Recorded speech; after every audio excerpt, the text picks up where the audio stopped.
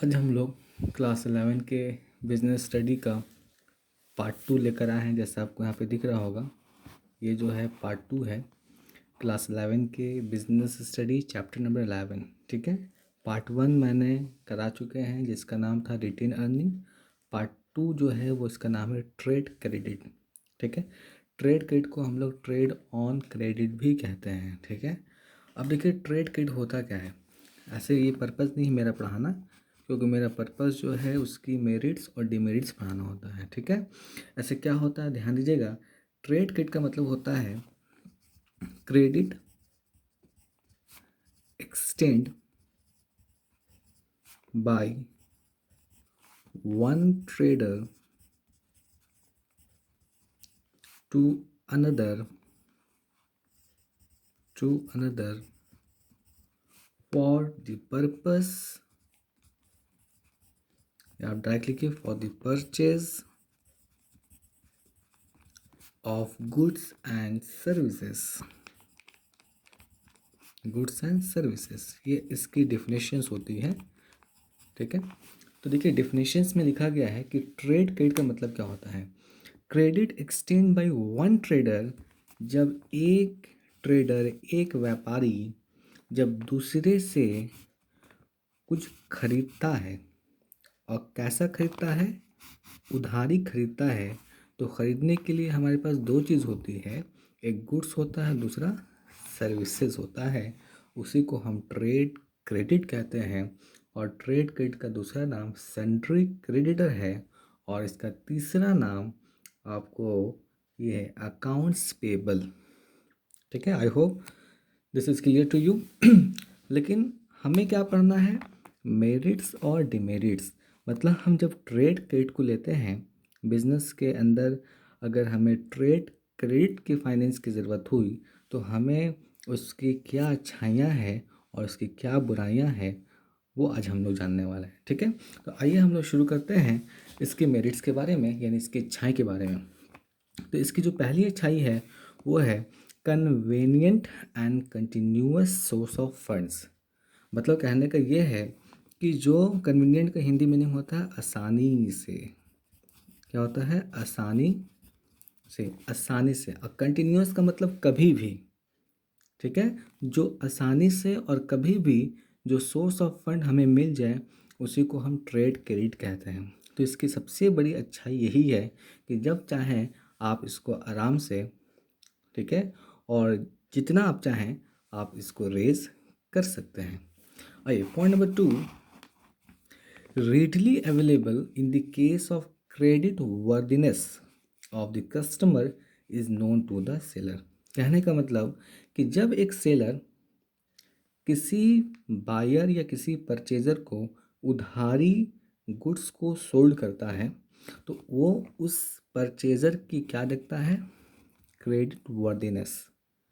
मतलब उसकी गुडविल को देखता है कि ये पैसा जो है दे सकेगा फ्यूचर में या नहीं देगा। एक मार्केट में उसकी गुडविल है, एक उसकी रेपुटेशन है। तो अगर अच्छी रेपुटेशन है तो वो जो क्रेडिट होगा, ट्रेड क्रेडिट जो होगा वो अवेलेबल हो जाएगी बहुत ईजिली। नेक्स्ट पॉइंट जो है वो है trade credit needs to promote the sales of organisation.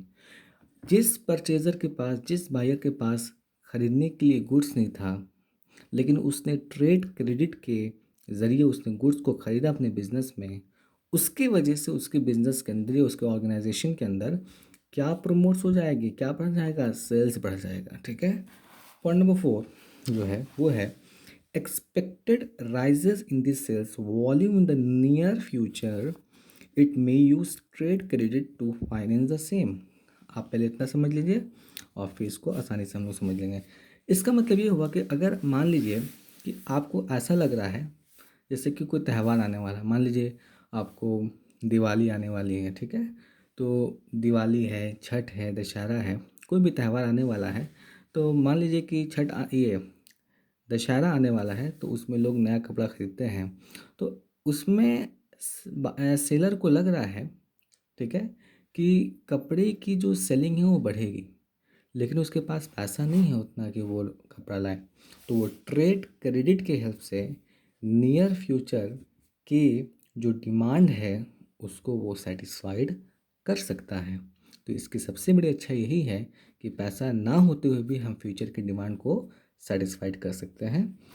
और कह रहा है कि फाइनेंस द सेम, अगर पैसे की भी ज़रूरत हो तो इसी हेल्प से हम लोग फाइनेंस को भी रेज कर सकते हैं। और लास्ट पॉइंट है कि it does not create any charge on the assets.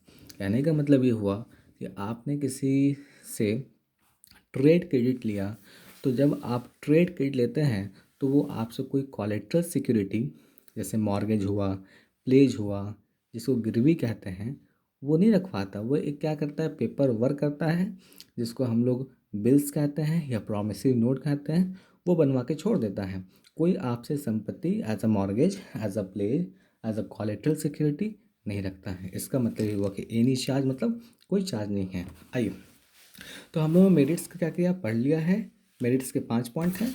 आइए हम लोग डिमेरिट्स को पढ़ लेते हैं, इसकी क्या कमियां हैं, ठीक है, क्या इसकी लिमिटेशंस क्या हैं, ठीक है।